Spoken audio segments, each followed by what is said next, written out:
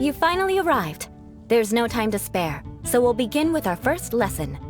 Wait, hold on. There's something we need to clear up first. Otherwise, it'll keep bugging us. So that's still on your mind, huh? Maybe you're the ones who can't let things go. Don't worry, there's a time and place for exacting vengeance. Besides, I'm not in the mood for any right now. Best save it for later.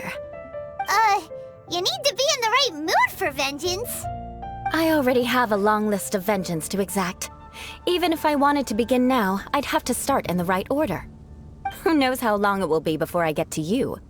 Well, if you have so much to take care of, wouldn't it just be easier to give us a clean slate? Absolutely not. Stealing my targets, calling me a ruthless ruler, and suspecting my uncle. All worthy of vengeance in my eyes. But you needn't worry, at least not whilst we're investigating this matter. I'm sure you're familiar with the phrase, "A man of moral integrity fears no slanderous attack." If Uncle Schubert didn't commit any wrongdoing, then any such investigation will prove fruitless. But if he did commit a wrongful act, then he should bear the full punishment. I'm sure you understand. Good. Now, there are two key points that aristocrats attach great importance to: your manner of speech and your bearing. Let's begin with your manner of speech. Aristocrats have a very unique way of carrying conversation, even with mundane daily topics. Oh, Paimon's already learned some unique conversation. Mark my words, vengeance will be mine! Not even close. And besides, it sounds strange. Hey! Paimon learned it from you! And didn't you say not to call others strange? It seems you don't respect the rules of your own clan. No, I've no need to trouble myself with such frivolous formalities. Here, allow me to demonstrate. For example, when greeting a friend, you could say, "As the morning dew greets the coming dawn, so do I greet you, my dear friend." As the morning dew does what now? However, such a phrase may only be used during the morning hours. Also, the party with whom you're speaking must be of approximately the same status as you.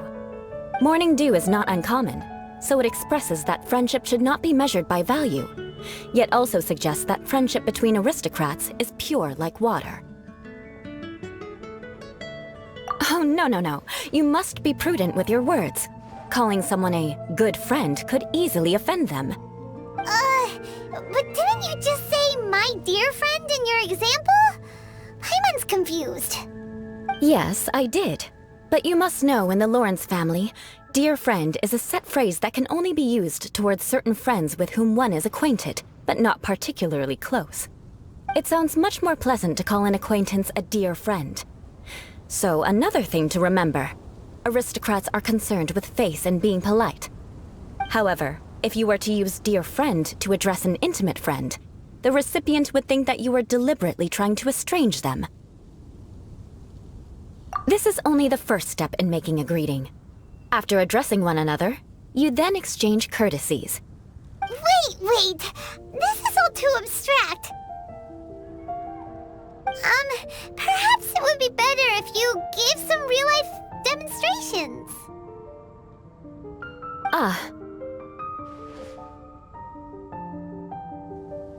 Very well. Come with me. We'll choose some bystanders to converse with.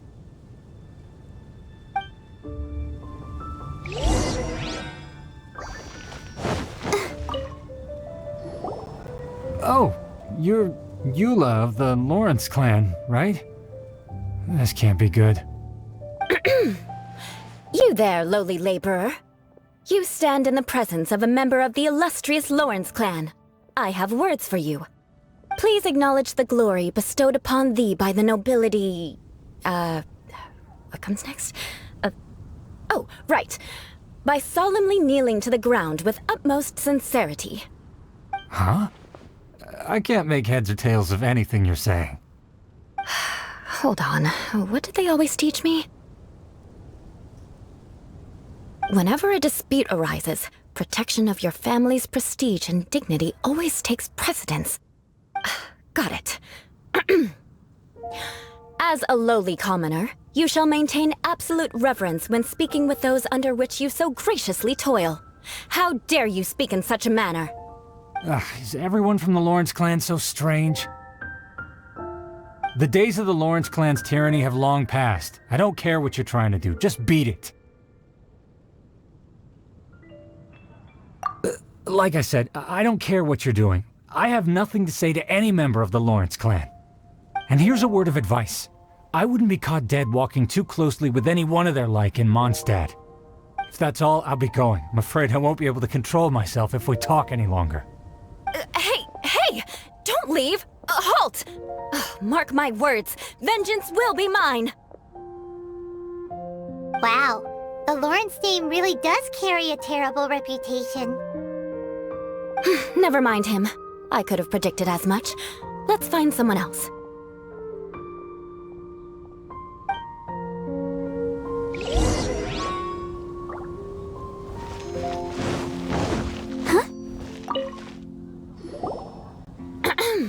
You there, lowly toiler.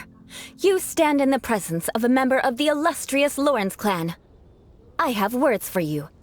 Please acknowledge the glory bestowed upon thee by the nobility, and solemnly kneel to the ground with utmost sincerity. Huh? Why don't you respond? According to the custom, I must wait until you kneel completely before I can say the next words. Right. I mustn't look at you too long, or I'll be drawing more attention to our difference in status. Oh dear, I've already stared at you for quite a while. Fine. You may spare yourself the formality of kneeling, as it may be a little inconvenient. I shall continue. Oh, wait. I think there's a line for people with rude attitudes in this situation. Hey, stop bothering me or else I might say something you wouldn't like to hear. Then again, I've got no words for anyone from the Lawrence clan. Again? What's with this attitude? Yes, I don't think his attitude will change. If I keep grandstanding like this, the outcome won't be good. Let's try to find someone else to talk to. I'll remember your unwillingness to comply. Mark my words, vengeance will be mine.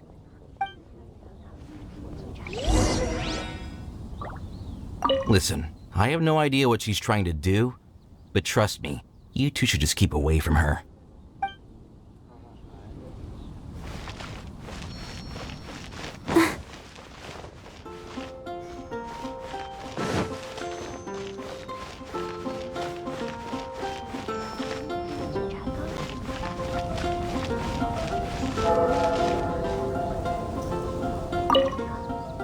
You there, lowly worker. Yeah, I've already heard it all before. Look, just spare me the time. Our answer's always the same. We've got nothing to say to the likes of you. I mean, seriously, can't you just take a hint? Please calm down. We don't want to cause any trouble. I know she's a knight of Favonius, and that the knights wouldn't misplace their trust, but the name Lawrence carries too much weight with it. Even to this very day, the descendants of the Lawrence clan are still scheming to reclaim Mondstadt and reinstate their aristocratic rule. And if that wasn't enough, here you are purposefully using their awkward way of speaking just to put on an act? Don't you care for the feelings of us ordinary folk? You have a point. But mark my words, this transgression will not go unnoticed. Huh? You want to fight?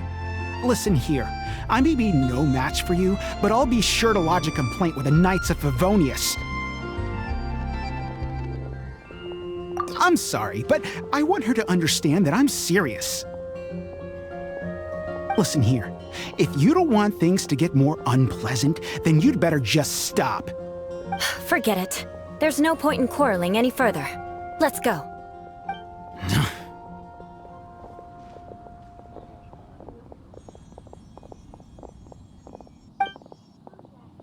It's all right. This happens quite often. Let's find someone else to talk to.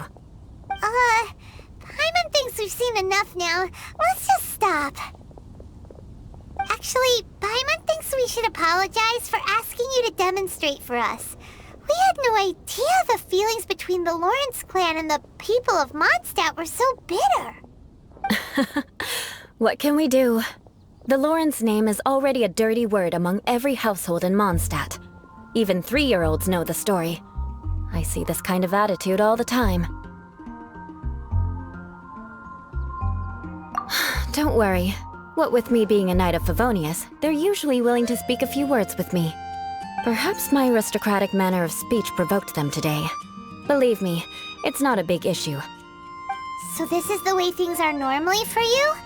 There's no need for them to direct their anger at you personally. That's the way things are. Perhaps it's just fate for those who have made mistakes. Accepting punishment is only fair, right? But when your family has committed atrocities, I'm afraid there's no easy path to reconciliation. As memories are carried in the city breeze, the faults of such grievances are passed from one generation to the next.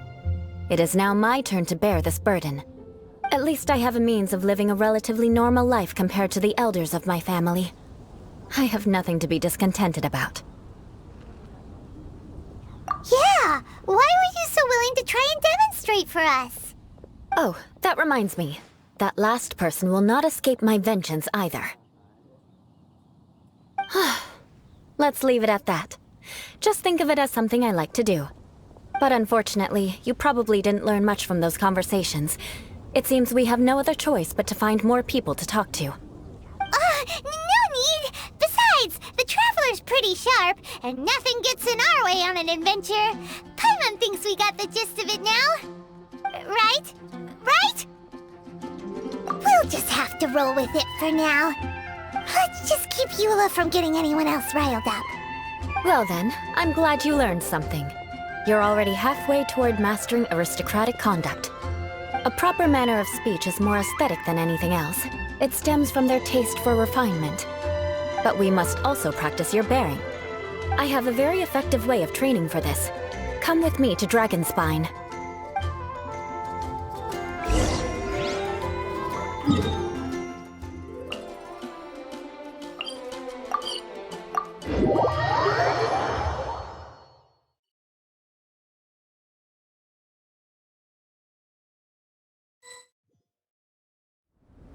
Oh, snowflakes. Look at them dance. It's so cold. Does aristocrat training really need to be done here? If you wish to truly achieve the dignified conduct of an aristocrat, you must learn to remain composed and elegant even amidst harsh conditions. For example, you can see that part of the path up ahead is quite difficult to traverse. But a well-trained aristocrat would not only effortlessly proceed forward, but do so without a stain on their garment and their elegance fully intact. Paimon thinks we've left the realm of aristocrats and entered the realm of adventuring. Compared to what we've already seen, this should be a piece of cake. Paimon thinks so too, but you've got this in the bag. You look pretty confident this time. All right, let's get started. Remember, you must be graceful and elegant. Don't get knocked or launched into the air. That would be most unsightly.